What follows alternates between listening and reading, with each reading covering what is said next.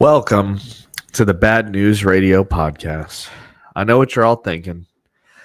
This cowboy hat looks a little silly with this shadow so close behind me. Looks like there's two of me, doesn't it? It looks like some kind of Platonic cowboy with 8 limbs. You know what I mean? But we're going to go with it. It's not a big deal.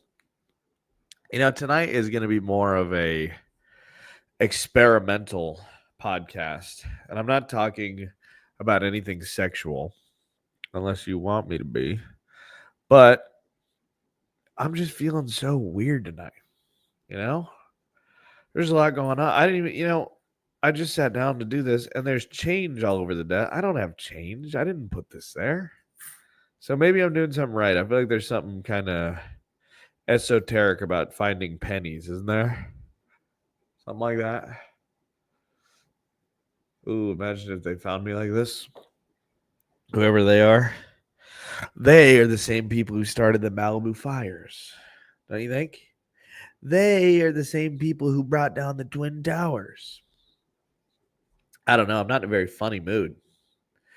I've been doing stand-up comedy. Finally, at long last, the world gets what it's been asking for this entire time. I've finally taken to the stage, and it's only a matter of time before I am skyrocketed into all the things that I want, which is really just to make people laugh. But it's also fucking fame, money, and power and influence. I'm not kidding about that. That's what I want more than anything, right? Sorry to burst your fucking bubble, dude. Oh, but it is fun being funny. I'm funny in conversation. Being funny on stage, whole nother fucking ballgame. I'm just doing little one-liner jokes to start off with. Like little Mitch Hedberg, Norm Macdonald-esque little just turn of phrase jokes because I'm way too nervous to do like these big. I'll get a little closer to the mic. I got to remember that for when I get on Rogan. I don't want to be told. Think about how embarrassing that would be if Joe Rogan, after getting lucky enough to invite me on, had to remind me to get closer to the mic after I listened to so many podcasts. But anyways, I was not feeling it tonight, so I didn't go do stand up because it's actually, I know how boring it can be, folks, to listen to somebody talk about this shit, but you can just hear me straight from the beginning, straight from the horse's mouth, before I have all of my Aston Martins and fancy watches and everything. Maybe the beginning is more exciting than the middle. Doubtful, because it's just awful. But I'm in Austin, as you well know, and there are these open mics. There's the Creek in the Cave. There's another place called the Sunset Comedy Strip or something. I've mostly been going to the Creek in the Cave. Most of the open mics are at midnight, and most of the open mics are filled exclusively with other comedians trying to do open mics, which is fine. It's great. Some of them are funny, some of them are not. But there's no real audience. So after a while, it's kind of hard to pry yourself to get down there to wait around to get on stage because you do get the practice of being on stage. And I guess there's a couple, bucket pull type things that draw a bigger crowd on the weekends and stuff that you can sign up for. And I guess that's what it's for. You do a good job at a couple of those and you just keep going, keep going. Anyways, I'm not feeling in the funniest of moods. I'm feeling in the funkiest of moods, one might say. You ever wore a cowboy hat alone in your apartment at midnight for no reason? I was thinking about cowboy hats. I was actually looking it up. And I was wondering, what is the actual purpose of a cowboy hat? I mean, obviously it provides a certain amount of shade, but it's such a symbol of that lifestyle that I was wondering if there's something important about it. Like there's some functionality of it that I don't understand. Like the shape of it whisks the dust from the ranch out of your eyes, or scoops the wind in such a way that you're more aerodynamic on the back of a horse. But I think they just got it from Mexicans, and I don't think there's much to it. So that's kind of funny that it's just aside from its functionality, it is just a purely aesthetic thing that people take pretty seriously. And I know what you're thinking. You're thinking, why is he putting on this little southern draw? Is it because of the hat? And yes, it is. But it's also because along with stand-up comedy, I've recently gotten into bull riding.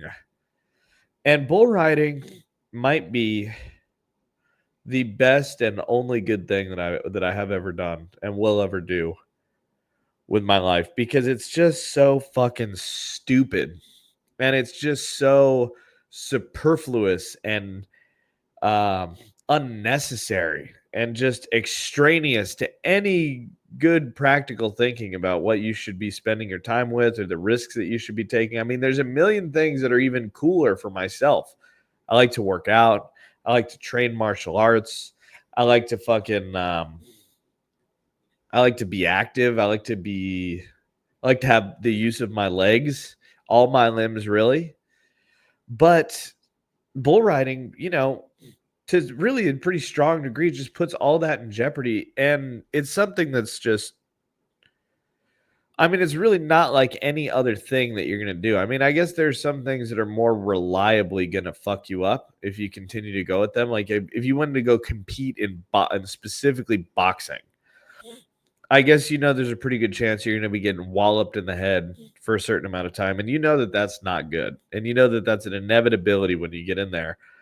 But there's also things that you can do to prevent it. I mean, the point of it is not to get walloped in the head.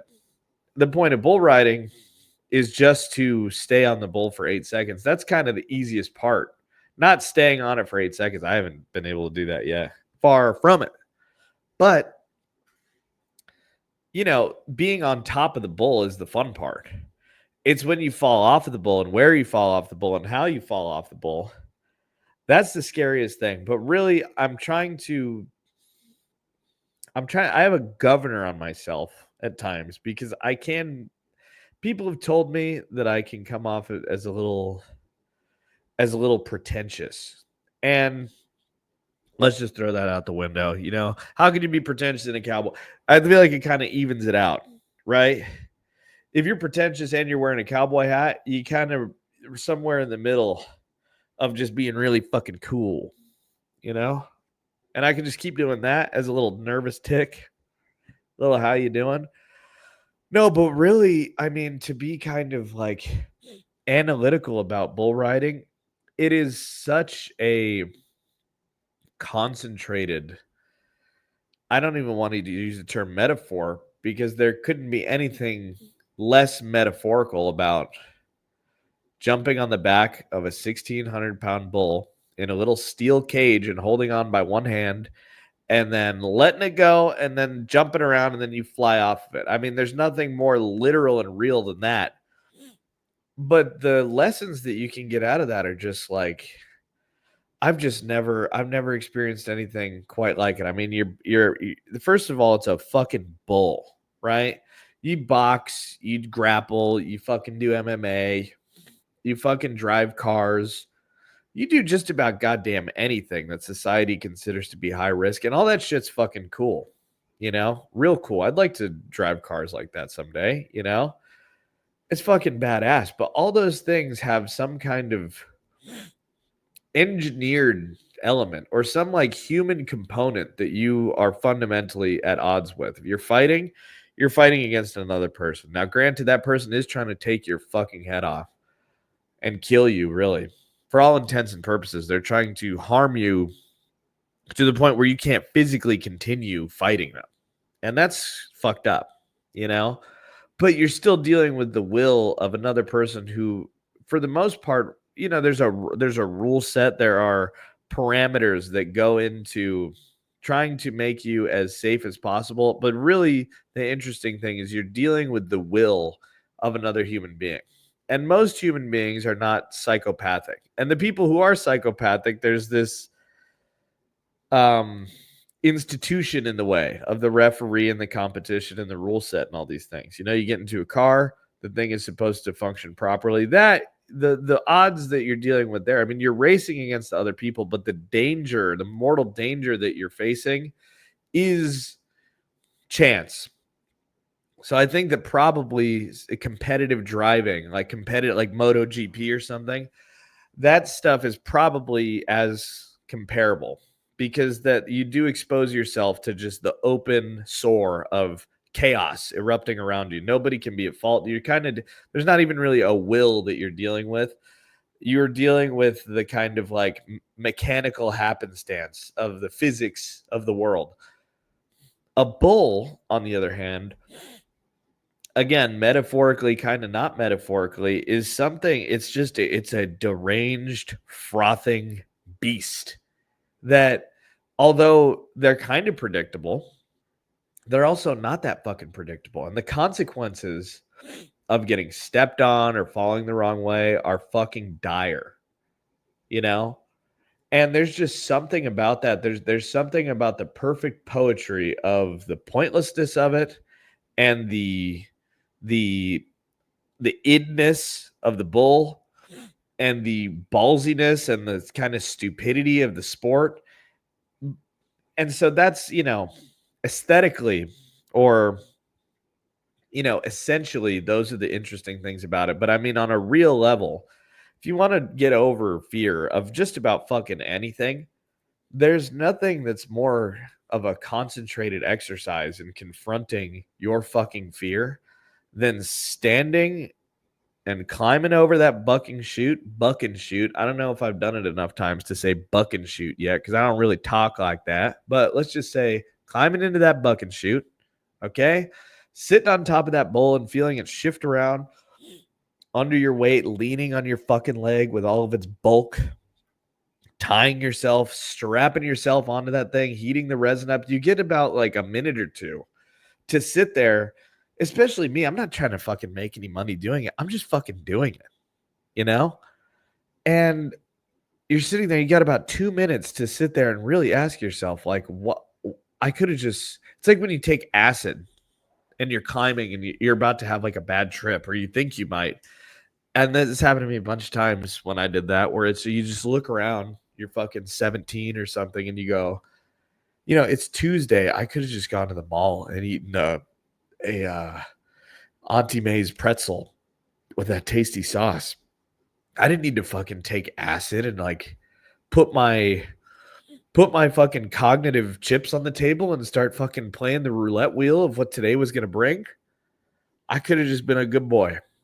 It's kind of like that, but it's scarier because you could walk away with a fucking broken neck, you know? I guess that other kind of stuff can like break your mind. It can break your mind, man. What did I hear?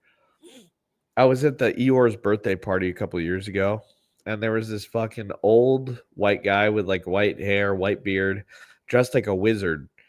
And he was running around with a big "Don't Tread on Me" flag but it had weed on it, like behind the snake or whatever.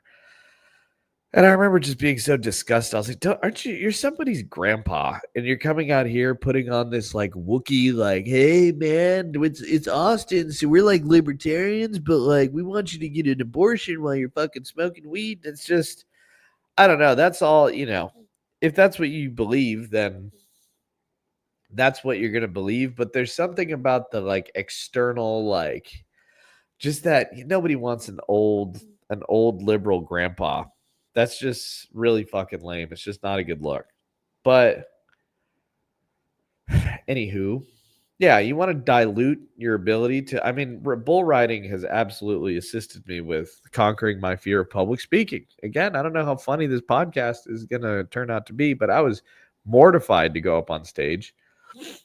I started doing it, but then the more that I've been bull riding, the more that sitting in the audience and waiting for them to call your name and the leftover lingering fear of public speaking, it's just not even close. And what's weirdly not even close about it is the not only is the fear not even close, but the payout is also not even close. The biological payout of sitting there and going on stage is just pales in comparison to the feeling of fucking getting on the back of one of them bulls, you know?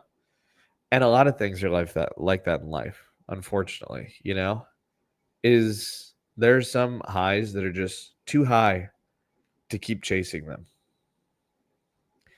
And I guess people try, isn't that everything that life is just, maybe that's a little bit like of a modernist reductive thing. But I mean, in the world that we all live in, we're all modern people, right? It's rough out there. Sometimes I feel like I'm just going from one dang addiction to the other. And I wouldn't say bull riding is like an addiction, but it's certainly I don't know what you'd call it. It's a stand-in for what I don't exactly know, you know. But there's something about there's certainly something very spiritual, maybe even sensual. If I was some, ball worshiping ball like the demon, by the way. Let's just change it. Moloch. I don't know much about Moloch, but I'm not into ball worship. Not like the I That's not true.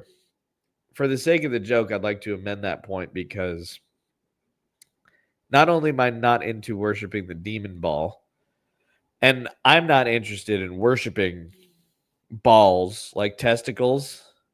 If a woman wanted to do that to me and like really start getting vocal about it, I'm not going to turn that down. Who would turn that down?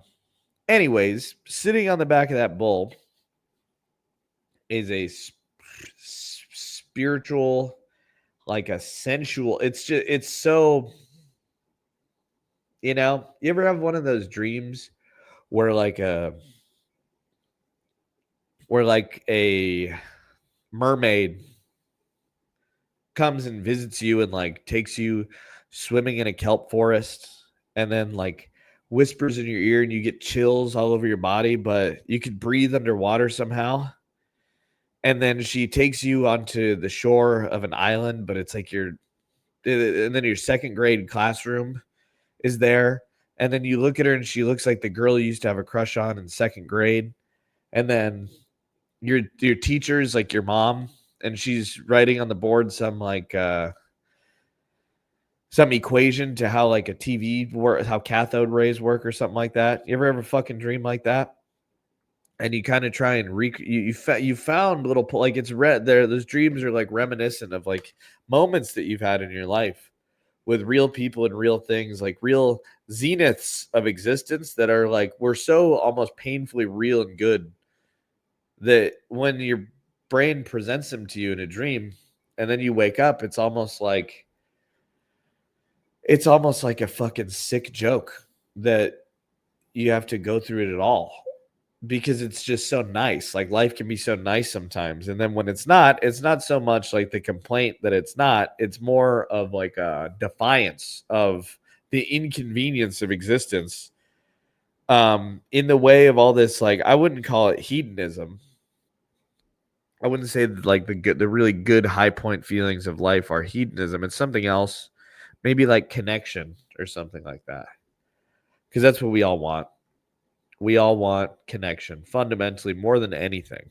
Maybe that's why I've been going and getting on stage at a comedy club because you got to connect with people.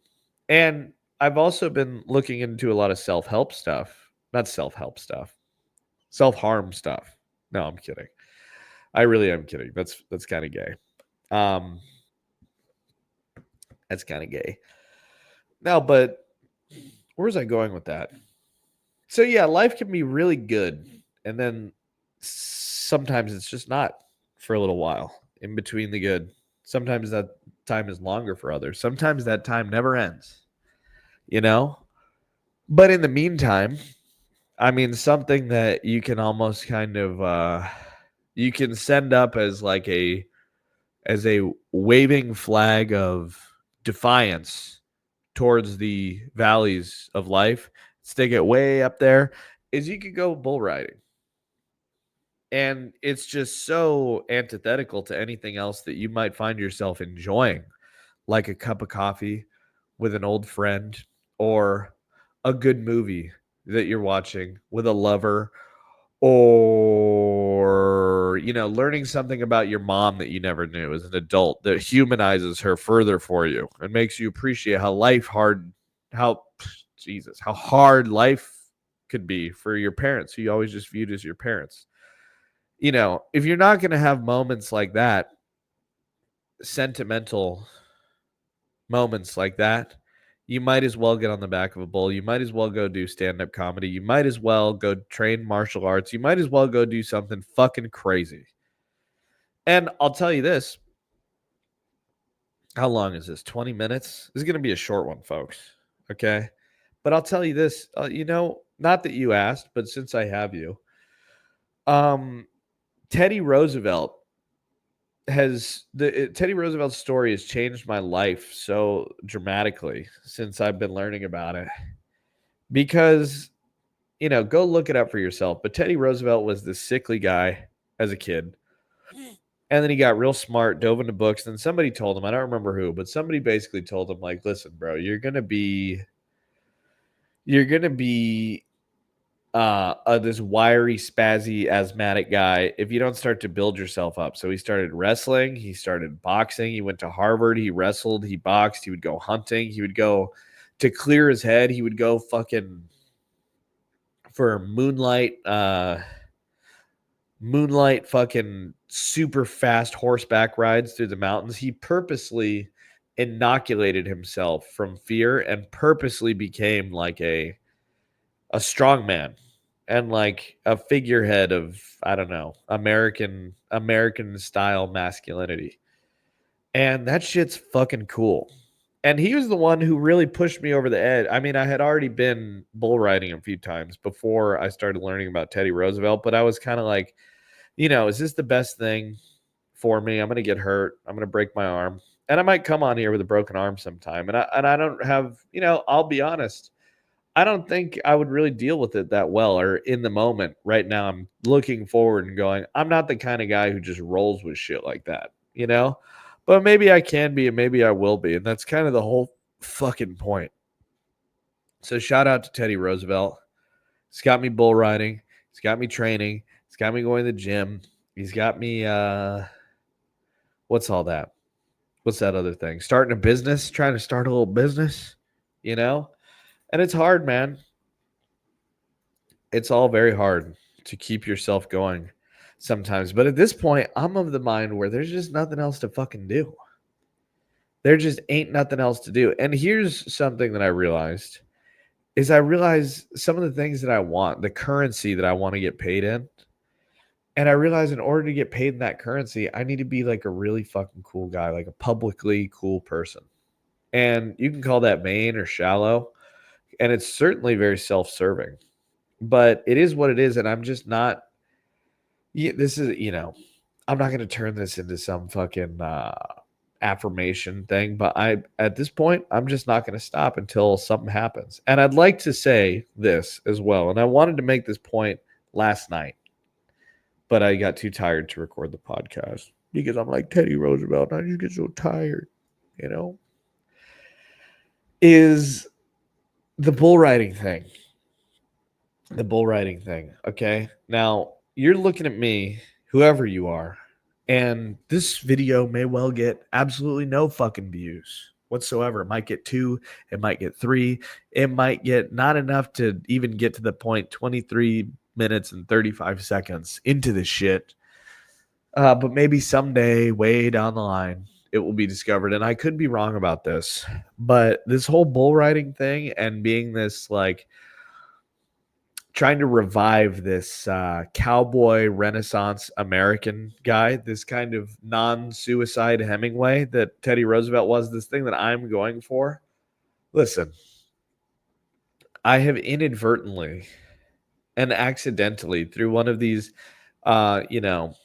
magical twisty turny happenstances of life that only make sense later, I have whelmed my way into, at least one relevant strain of culture in a way that nobody knows, in a way that nobody will ever really probably put together.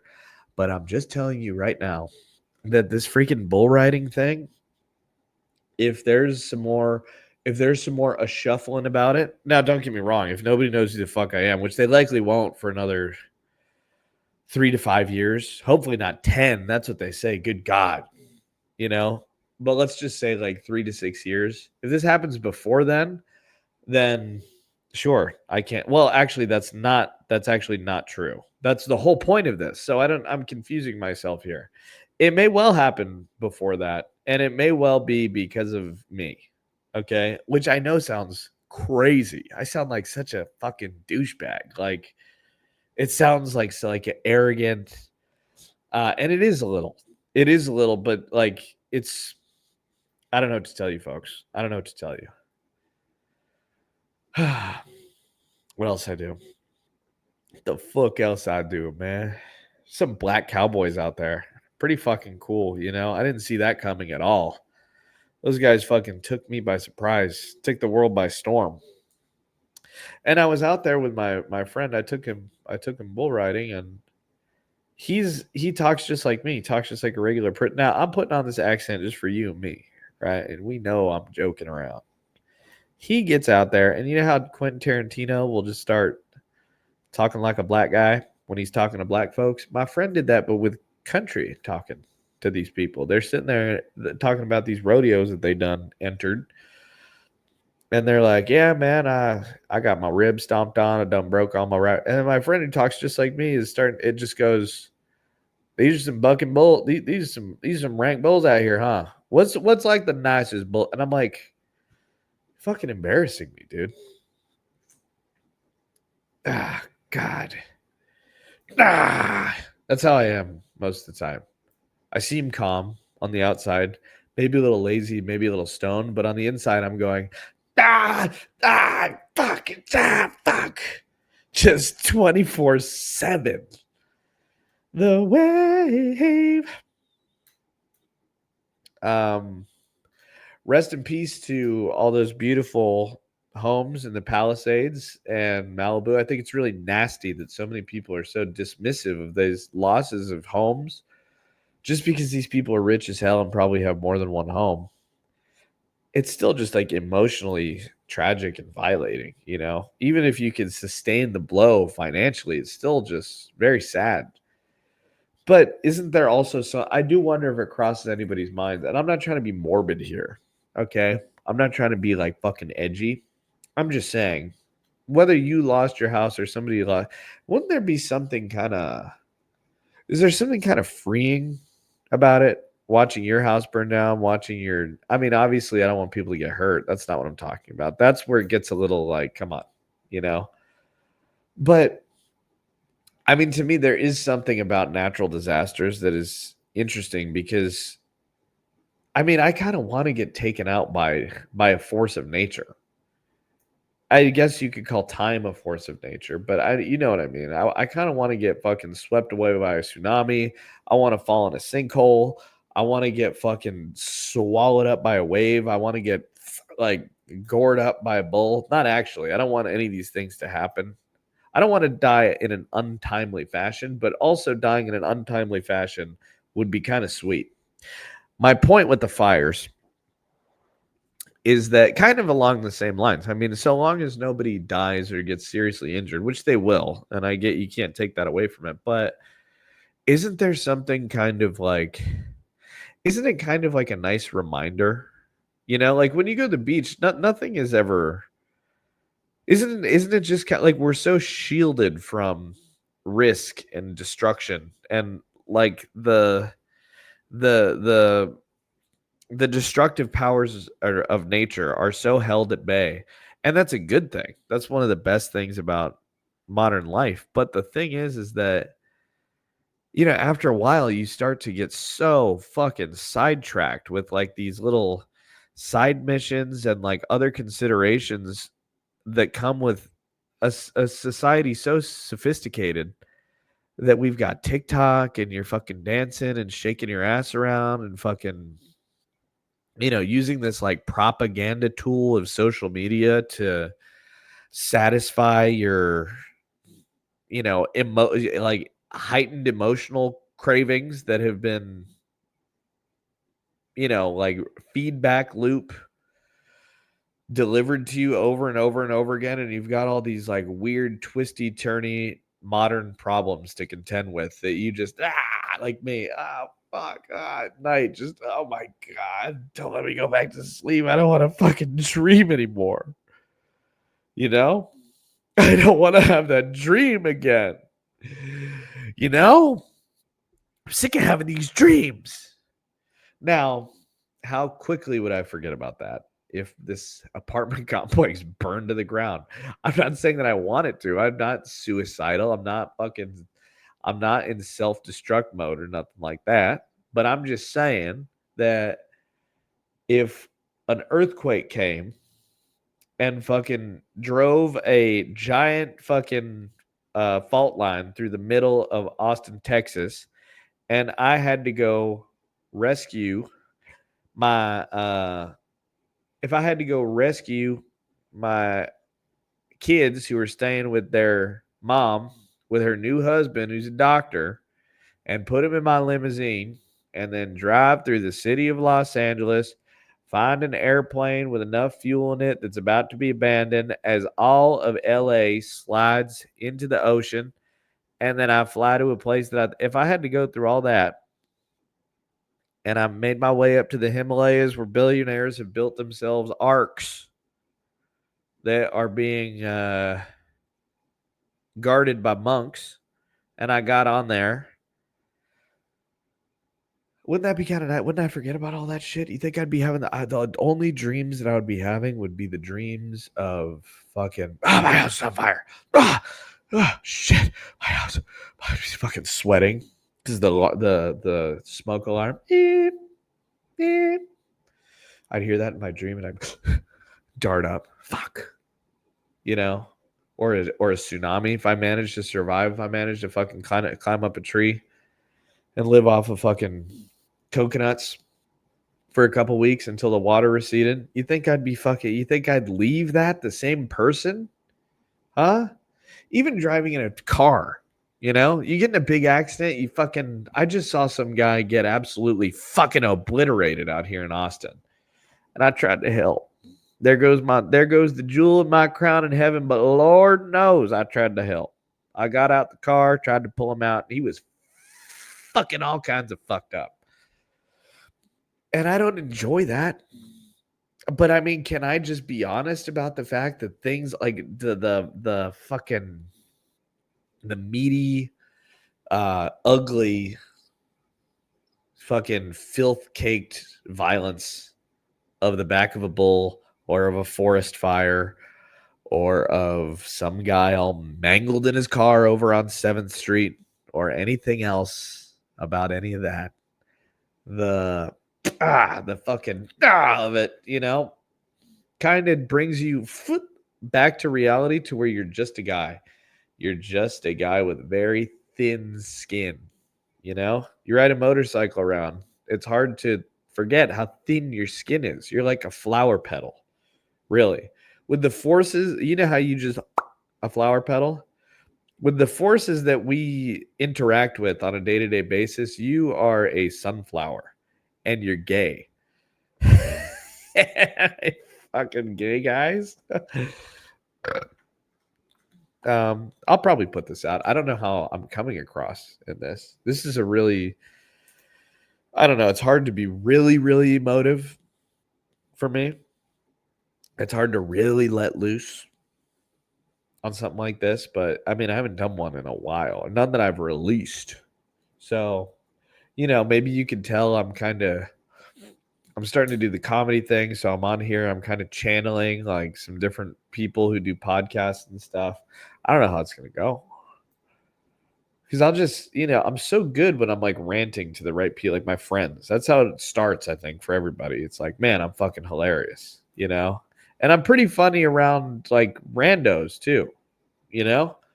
Like, people, see, there's with the It's been so long. I had trained myself out of the and the umming and the ahhing, but I feel like I've backslid on that. That's my fault. Okay. But point being here, guys, I'm going to wrap this up because there's no point in fucking keeping it going. Okay. Is that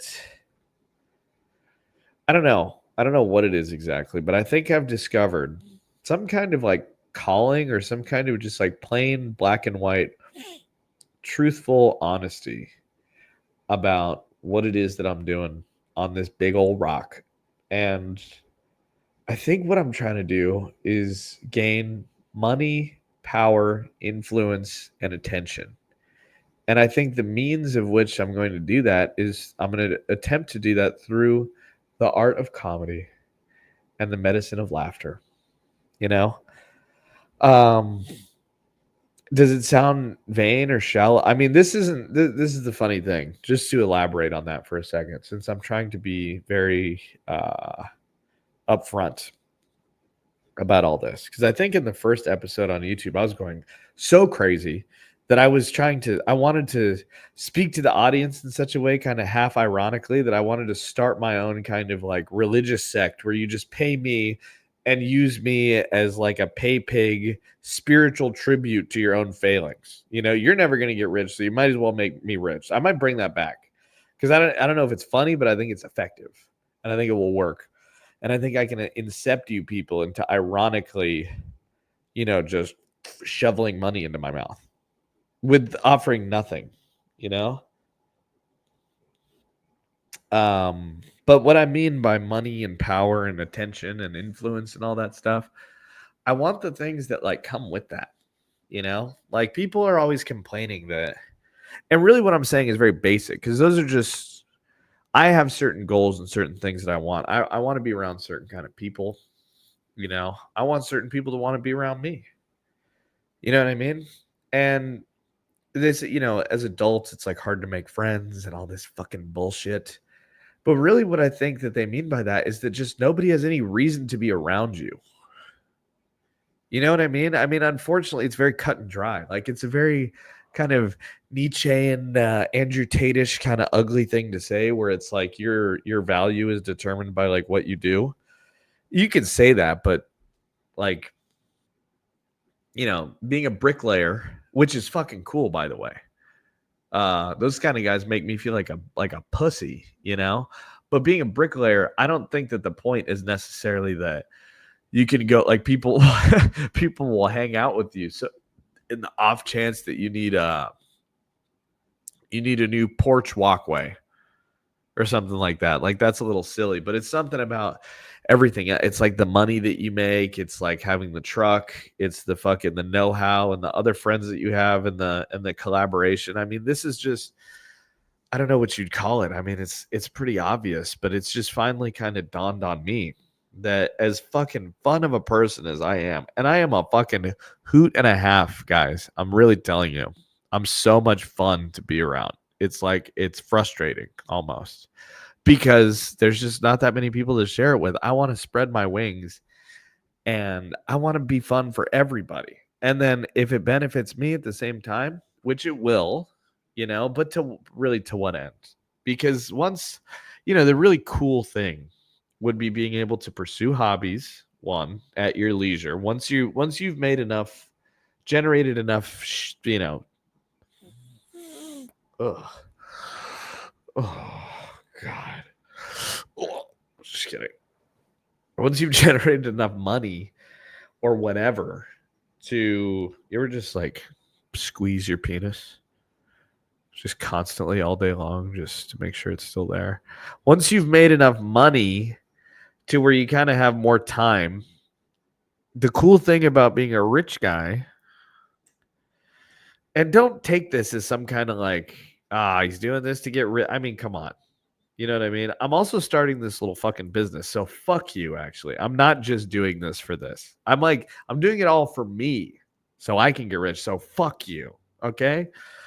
But once you hopefully someday become one of these guys who like you'd imagine that like the lead singer of some band, they make an album every 4 years. They tour for like a year or two, 6 months at a time. What are they doing the other part of that time? Fair question to ask, especially for like a fucking frontman or something who has no value otherwise. They're just cool.